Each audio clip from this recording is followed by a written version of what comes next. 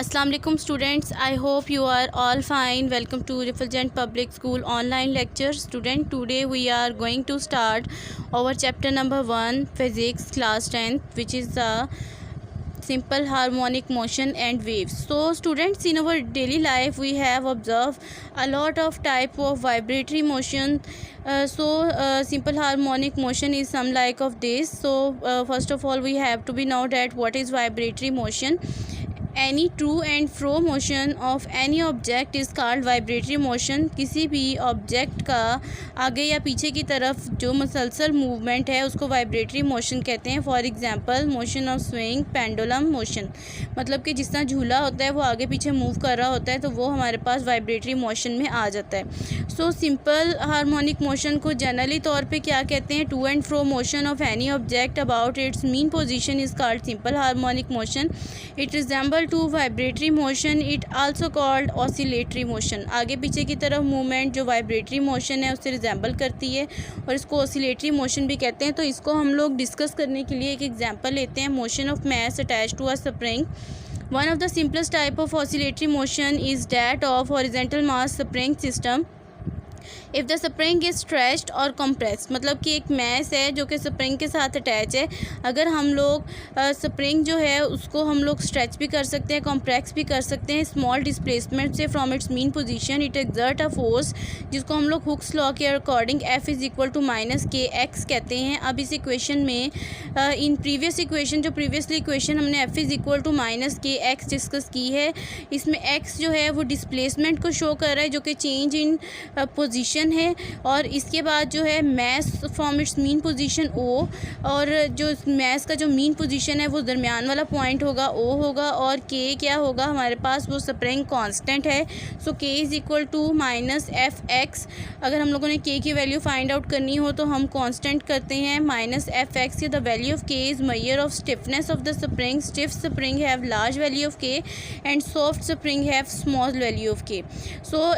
हमें पता है according to law of Newton F is equal to M A and K is equal to, अगर हमने F की जगह हमने पिछले क्वेश्चन में कहा था कि F is equal to K, K is equal to minus M A by x. ठीक है, मतलब कि चेंज इन डिस्प्लेसमेंट के इक्वल हो जाएगा।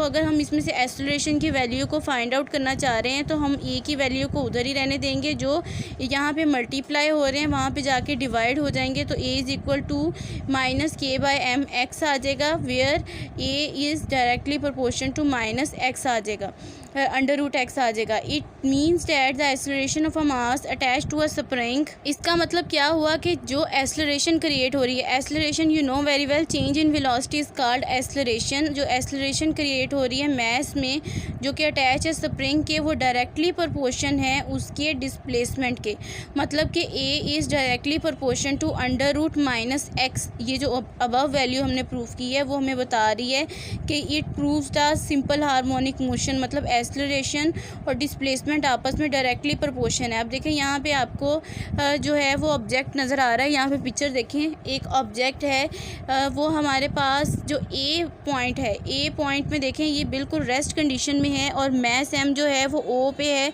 ओ जो है वो इसकी रेस्टिंग पोजीशन है या इसकी मीन पोजीशन है।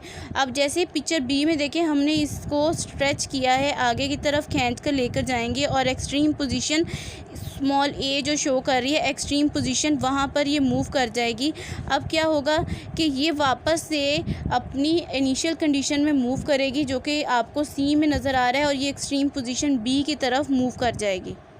मतलब कि ये शो कर रहा है कि एक ऑब्जेक्ट जो ए में अपनी रेस्ट पोजीशन ओ पे था, ए वाले में जो ए पॉइंट शो कर रहा है उसमें रेस्ट पोजीशन ओ जो कि मीन पोजीशन को शो कर रहा है वहाँ पे था।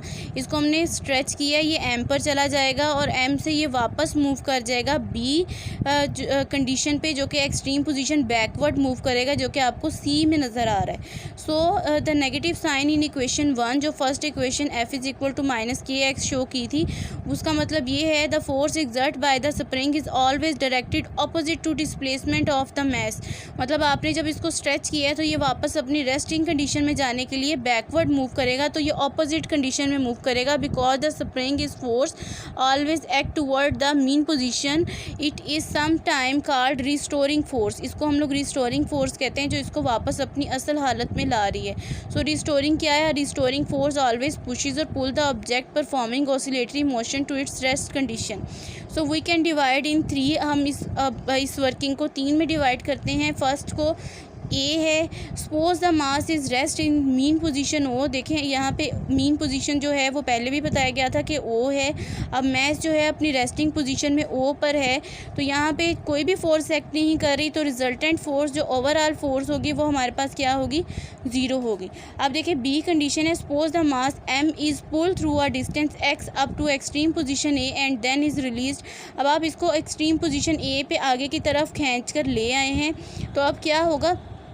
As in B it leaves from extreme position, जैसे ही आपने उसको एक्सट्रीम पोजीशन ए से छोड़ा है, it move backward due to restoring force. Restoring force जो उसको अपने रेस्ट कंडीशन में वापस लाना चाह रही है, उसकी वजह से वो बैकवर्ड मूव करेगा और मैस होने की वजह से वो बी पॉइंट पे मूव कर जाएगा, मतलब बहुत पीछे, अपनी मीन पोजीशन से भी पीछे एक एक्सट्रीम पोजीशन है बी की तरफ मूव कर जाएगा। As the case B the restoring force is minimum while it move back to extreme position B, hence the strength of restoring force is maximum, hence the speed of mass is decreases। मतलब कि जैसे ही वो A पर गया था वहाँ पे restoring force maximum थी, लेकिन B पर जाने से उसकी रिस्टोरिंग फोर्स लेस हो गई है। This process is repeated. अब देखें जैसे ही आप स्प्रिंग को खींच के छोड़ते हैं, स्प्रिंग ने तो मूव करते जाना है, तो ये प्रोसेस कंटिन्यू रहेगा सम टाइम तक एंड बैक टू तब तक रहेगा जब तक कि वो अपनी रेस्टिंग कंडीशन में O पर वापस नहीं आ सकता। The time period T for spring mass showing SHM can be following. अब देखें यहाँ पे जिस टाइम पीरियड में ये अपनी एक्सट्रीम पोजीशन ए की तरफ जाता है, फिर वापस मूव करता है रिस्टोरिंग फोर्स की तरफ, बी ओ की रिस्टोरिंग फोर्स की वजह से अपनी मीन पोजीशन की तरफ मूव करता है, उसमें जो टाइम पीरियड होगा वो T = 2 पाई √m/k के इक्वल होगा।